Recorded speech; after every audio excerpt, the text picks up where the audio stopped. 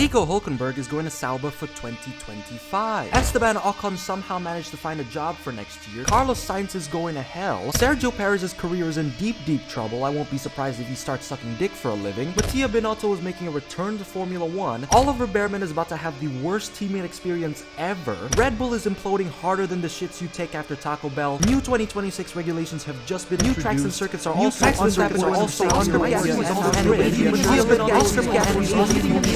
Tell us something your mum doesn't know. Yeah.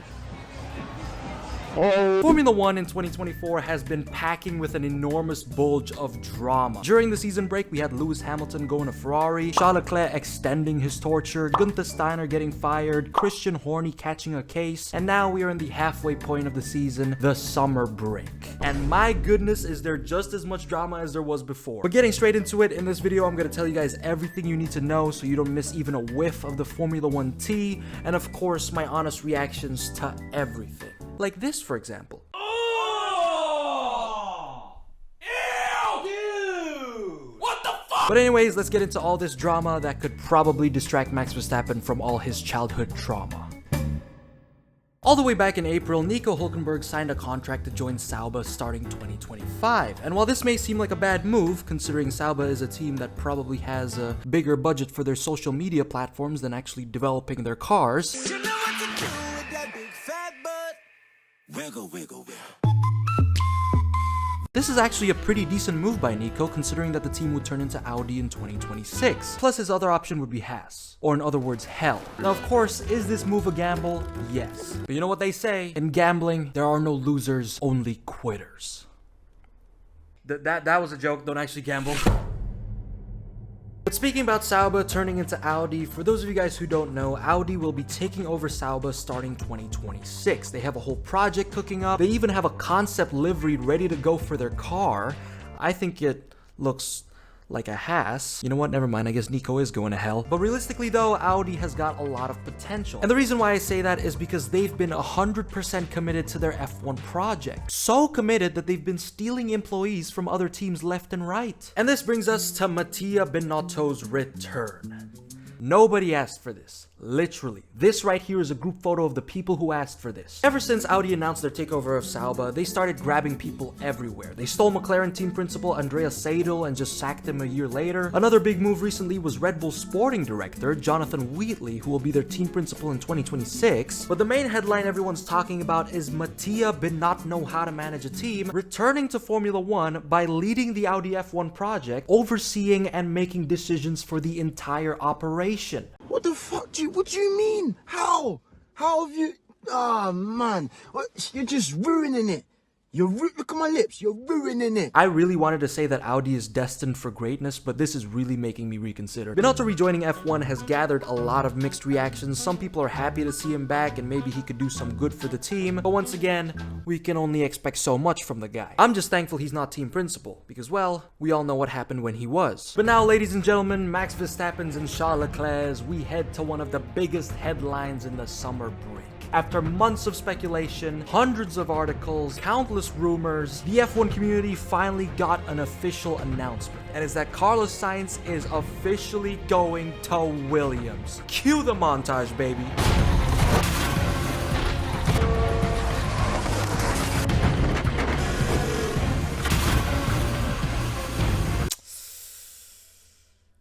Yeah, so, Carlos Sainz is fucked. Carlos going to Williams is either going to be the best decision he's ever made or put him in a constant state of depression. I heavily doubt there's going to be an in-between. But jokes aside, this move isn't actually as bad as you think. A lot of people love to say that Carlos joining Williams is a horrible decision. Even Lando said he should have joined Red Bull, knowing damn well he rejected Red Bull himself. But I think Carlos joining Williams is actually a great thing. You know, Williams is a team that fell off so hard from their past glory days and have wanted to improve for years now, and Carlos can give them that extra motivational boost that they desperately need. I mean, just take a look at the team's reaction to his announcement. The shouting, screaming. I mean, Carlos did a piece to camera fundamentally that was about maybe probably a minute and a half.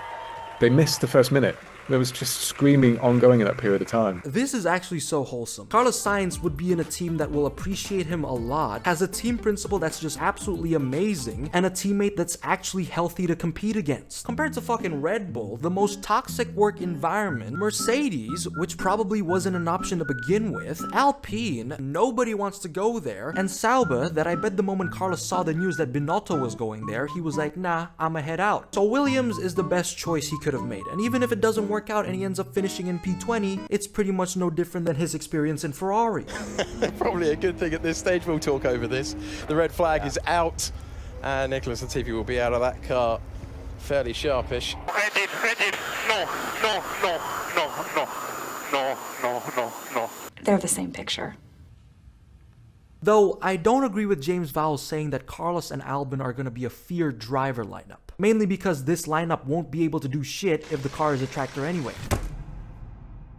The 2026 Formula 1 car regulations. So this is something a lot of you guys have been dying for me to talk about, so I'm gonna do it right now. Earlier this year, Formula 1 announced its brand new car regulations for 2026. It introduced a new design that had the cars be slightly shorter in all dimensions, lighter by 30 to 50 kilograms, have less drag, no DRS, active aerodynamics, and a 50-50 fuel and electric power split. Now, the F1 community, as usual, is split on what they think of these regulations. On one hand, it's nice to have cars that are more nimble, but at the same time, the 50-50 electric and fuel split is something so many people hate. F1 cars already sound like vacuum cleaners, and with an engine that's even less fuel dominant, God knows how it would sound. I would actually stop being a Formula 1 fan the moment the cars sound like this.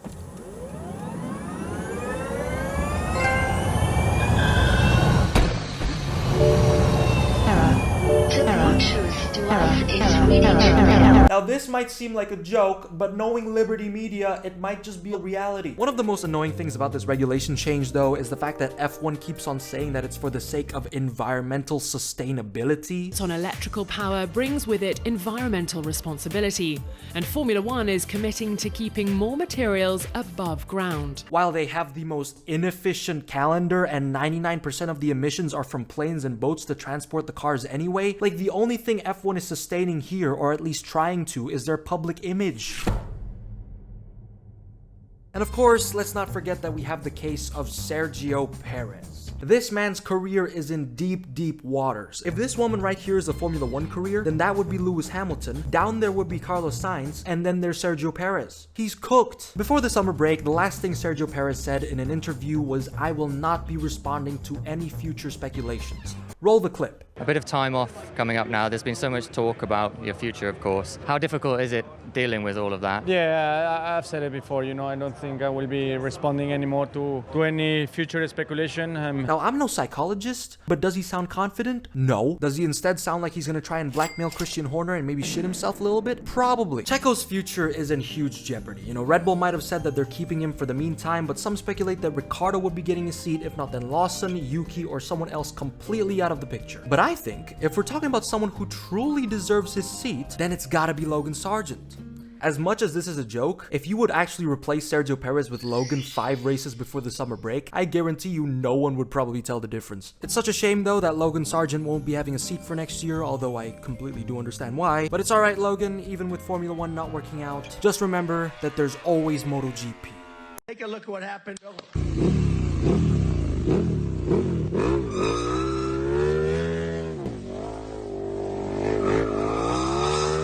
Now, in other news that is just as important as everything else, F1 drivers are actually competing in the Olympics, ladies and gentlemen. First, we have Oscar Piastri competing for the Dutch men's gymnastics team. I guess Oscar is also 3/16th Dutch as he is Italian. Then we have Valtteri Bottas representing the US in curling, Carlos Sainz representing Brazil in surfing, and George Russell.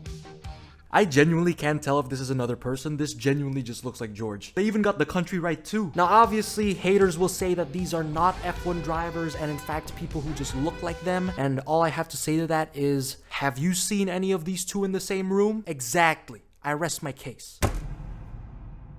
Now, other than Carlos and Nico, there have been a lot of other interesting driver transfer dramas we need to talk about, and this one all has to do with Haas, a team that has a lot of potential to bring in great faces to replace Hulkenberg and Magnussen, and they chose Esteban Ocon.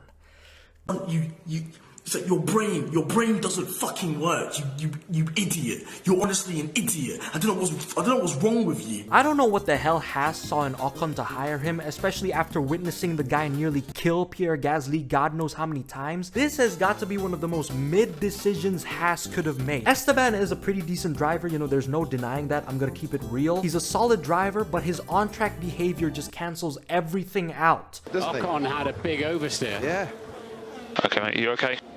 Idiot Fernando. He could get on the podium, but at the same time cause a double DNF. And just before you think it can't get any worse, Oliver Behrman will be alongside him. This man is pretty much dead before his career even started.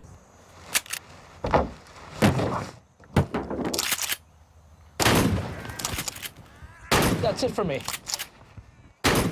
Now don't get me wrong, I'm happy that Ollie got his seat, but at the same time, Haas is an absolute nightmare of a team to start in. Plus, Esteban's ego would not let him be beaten by a rookie, and Oliver Behrman is a very capable one, so this is just set for failure. The only way this lineup is gonna work is if the team puts a shock collar on Esteban and just shocks him every time he tries something funny. The Red Bull Implosion and Adrian Newey. Now this is a big one, and I'll try to sum it up in this really tiny segment. Throughout the first half of the 2024 season, Red Bull has struggled more than they expected, which has brought people to say that the team is going through a wave of so many different issues.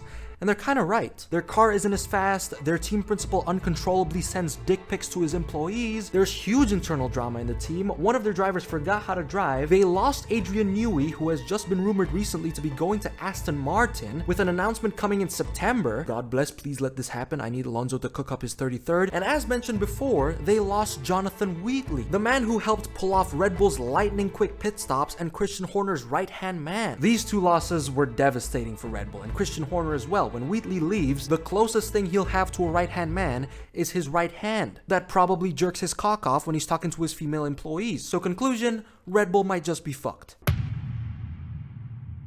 But aside from that news that would likely make Red Bull fans depressed for the first time in 3 years, something Ferrari fans have been experiencing their whole lives, we actually have brand new circuits coming into the sport. One of them being the Qiddiya Speed Park, which really just looks like a track whipped straight out of Mario Kart. The track is like Mario Kart.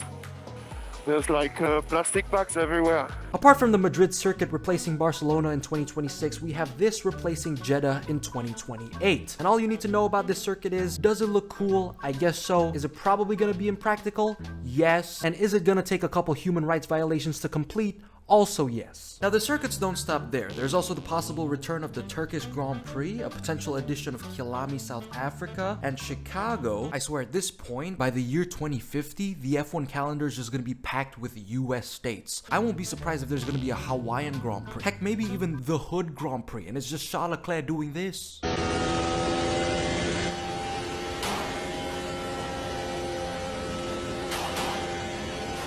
Also, a potential race in Japan and maybe London as well. But these are just rumors so far, and honestly, nothing can really replace Silverstone. But speaking about rumors, this brings us to...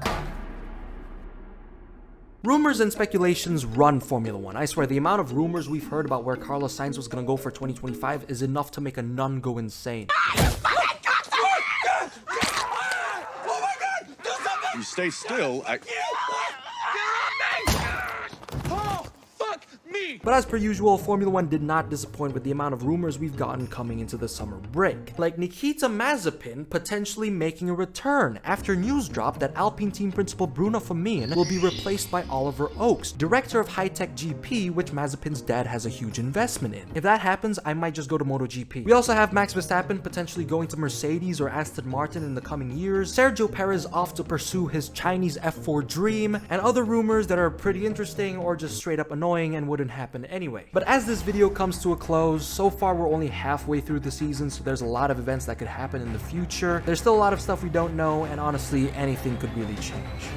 There is one thing we know for sure though. Oliver Behrman is cooked. This guy will be in Haas and teammates with Esteban Ocon. If you don't think that's a recipe for disaster, then you shouldn't be cooking anytime soon.